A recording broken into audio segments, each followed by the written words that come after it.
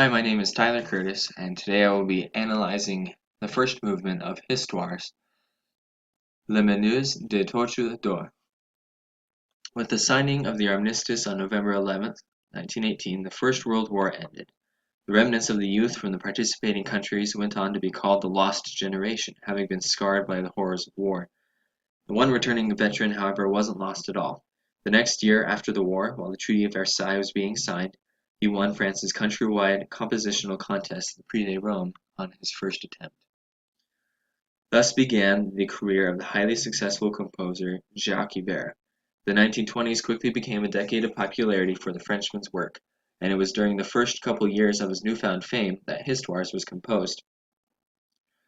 Having studied at the Paris Conservatory in 1911, prior to his service in World War I, Jacques Ibert was the son of a businessman father and a pianist mother. Histoires itself is a piano collection with 10 movements written between the years 1920 and 1921. Ibert had experienced a spark of popularity that quickly became a surge after winning the Prix de Rome in 1919 after 4 years of compositional inactivity while he served in World War I. Histoires itself was published relatively soon after the first major public performance of one of his pieces at the Concerts Cologne on October 22, 1922. While staying at the Via Medici, a prize from winning the Prix de Rome, Alphonse Leduc, Ibert's publisher, requested a collection for piano, which led to the composition of Histoires. In an interview on the 19th of April 1929, Ibert said he had to, quote, scrape the bottom of the barrel and use some of the sins of his youth. Some of the piece's movements came from sketches from as early as 1912, around the time Claude Debussy's Preludes was written. Since both are collections of short works for piano and of the Impressionist style, it is likely, according to William Waldrop, that its influence can be seen in Histoires. While some of the movements are just ideas and mental images from his mind, others come from actual scenes and experiences from his travels. These are stories I have written not for children, but for adults who are still children. Each one has been suggested, either by a reading, or by a memory of a trip, or by an image or a story. This quote exemplifies Ibert as a complete musician, whose compositional language is capable of being picturesque, spiritual, tender, touching, and tragic. Ibert's ability to paint pictures with his music is one of his well-known characteristics. It is significant to notice that he called these movements stories, giving us a clue about how he went about composing. As one analyzes his music, those details become apparent. Histoires' original manuscript was written for piano solo, but there is also an early edition that was written for piano duet. After Paul Loyonnet premiered the piece on 12th of October 1923, Alphonse Leduc suggested that he write another work for piano, in addition to a work for violin and piano. Histoires itself was a big hit, and only added to the growing popularity of the French composer that would carry through the 1920s and for the rest of his career. In this analysis, we'll be looking at an arrangement for solo, alto, saxophone, and piano made by Marcel Mule in 1939. Le meneuse de tortues d'or, or the leader of the golden tortoises, is the first movement in Histoires. While it is a tonal work, some characteristics of tonal pieces are absent, like cadential formula and normal chord progressions. Because of this, Roman numeral analysis is not very helpful. We can, however, still identify other characteristics of tonal works, like a key, D minor, and voice leading. Motives and form are what make up the bulk of this opening movement of the piece. 4 motives can be found in this movement, and they all build off one another. The entire form of the piece is as follows.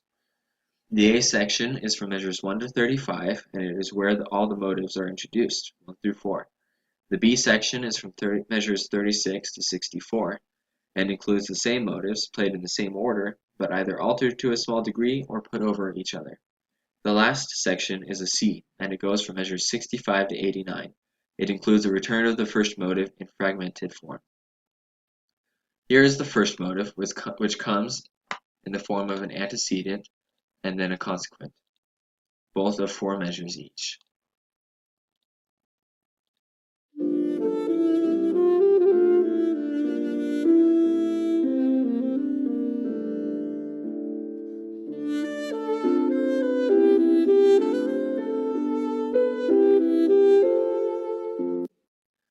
This motive sets the stage, so to speak, for the tonal center of the piece being D minor.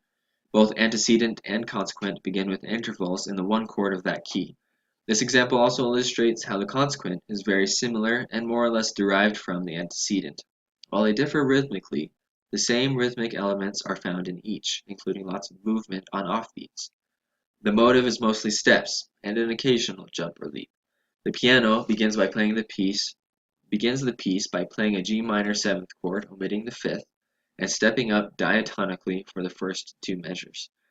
The accompaniment then does multiple things at once. It accents notes being played by the melody, and plays two contrasting lines, one descending from the previous upward movement, and the other ascending in contrary motion until arriving at the end of the antecedent.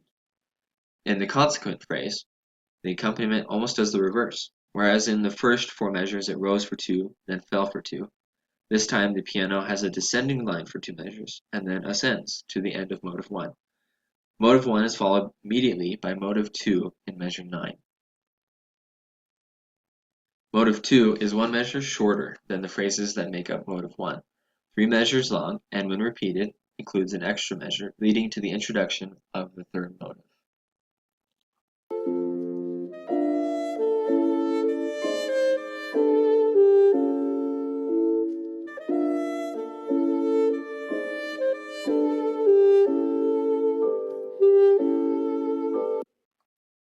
Motive 2 is mostly comprised of leaps, or smaller jumps, contrary to what motive 1 looks like.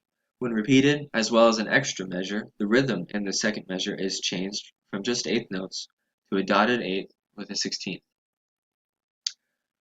The motive occurs over the piano playing a first inversion B-flat chord, which then descends chromatically. When repeated, the piano follows the same pattern for the first two measures,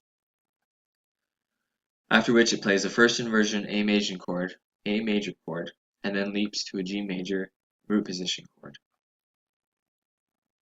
Motive 3 is introduced after the repeat of motive 2. It is just 2 measures long, consisting of minor third intervals in the movement. The motive descends by a major third when it is repeated the first time, and a minor third when it is repeated the second. The piano plays a first inversion A major chord, stepping it down a major second. The lower line also descends in a similar way each time the motive is repeated.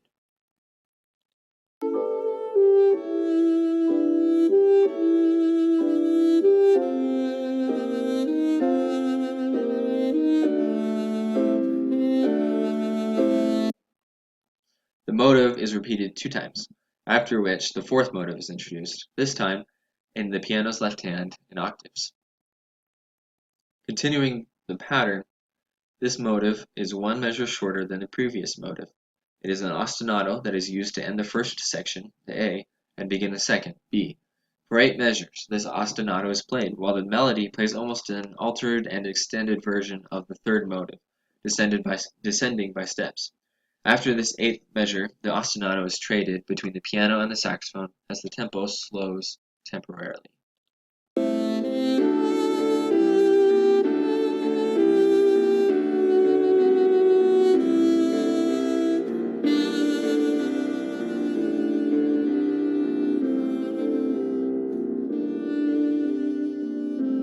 And here they begin to trade.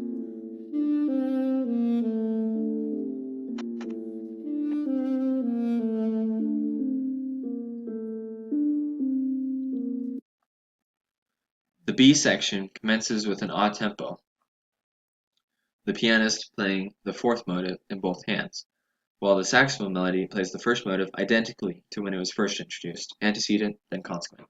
This time, however, the pianist is playing motive 4 in parallel octaves while alternating between F and G on the downbeats.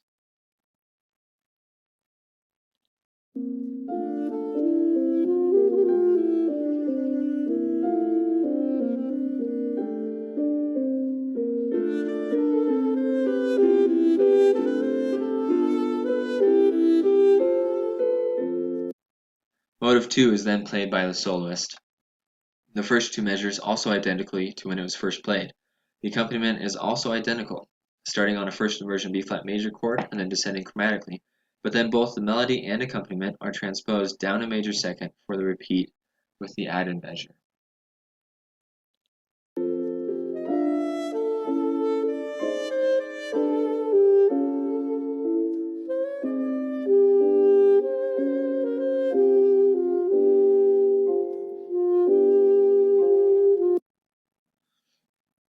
As in the first section, motive 3 follows the repeat of the second motive. It continues the transposition made during the repeat of the second motive, starting on a concert D rather than a concert E. The motive plays out as before, with minor third intervals and descending by a major third on the first repeat and a minor third on the second repeat. However, since the melody has been transposed down a major second since this motive was played, now the accompaniment plays down a major second also. Instead of starting on A and descending a major second, now it begins on G, first inversion chord, and descends to an F chord, also a first inversion.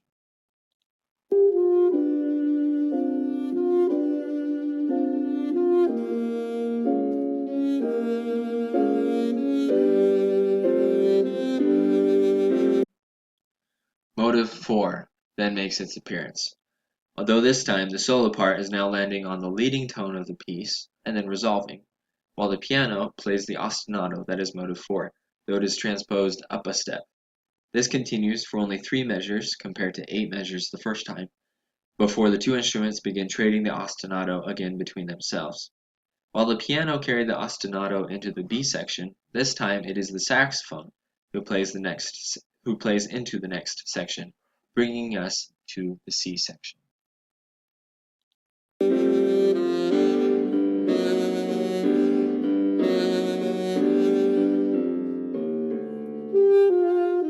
Here they're trading.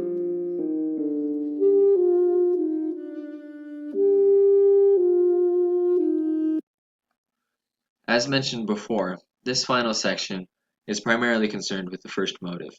The saxophone plays what seems to be the beginning of the first motive. However, instead of continuing, it stops on the third note, holding it out for the rest of that measure and one more besides.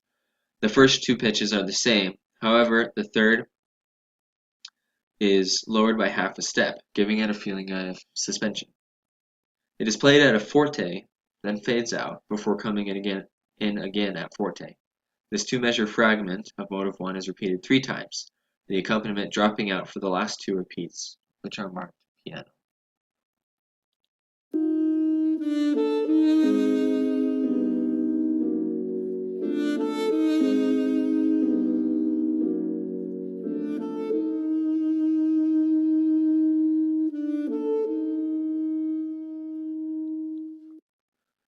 Beginning at measure 73, the first motive is played, without the lowered third pitch, giving us a sense of returning to where the piece started.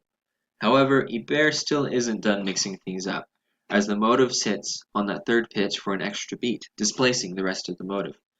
The consequent portion, or the last half, of the motive is also altered, resembling the two-measure fragments of motive 1 that began the C section.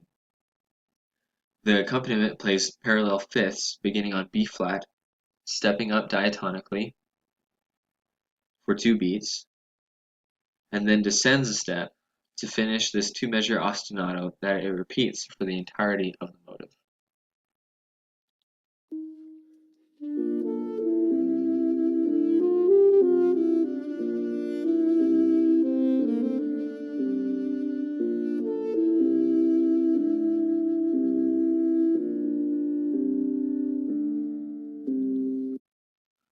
The soloist then plays fifths, from concert A to concert E, releasing on big beat 2 each time, before holding onto that concert E for a third on the third beat, before the movement reaches its climax and conclusion.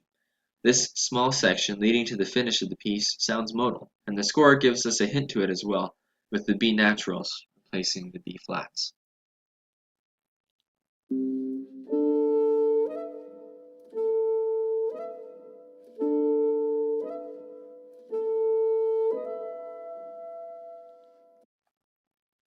The piece ends strongly, with both parts marked at mezzo forte, which, though it may not seem very loud compared to the many Ps, double Ps, and triple Ps, seems like a loud volume.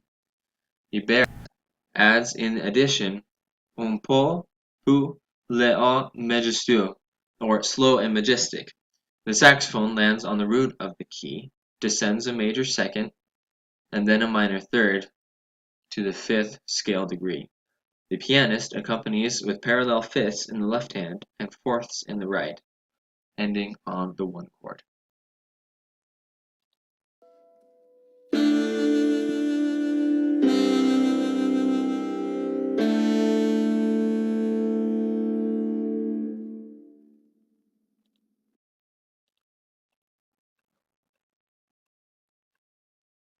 In this analysis of just the first movement and his 9-movement collection, it is clear to see how masterful Ibert is with motives, introducing them, basing them one off another, and playing them against each other. With the ostinato resembling a steady pace, and the ponderous chords in motion, it can conjure up the image of a tortoise, slow and steady. This movement was but a taste of what Jacques Ibert had in store for the rest of the work, and if this is scraping the bottom of the barrel, the best was yet to come.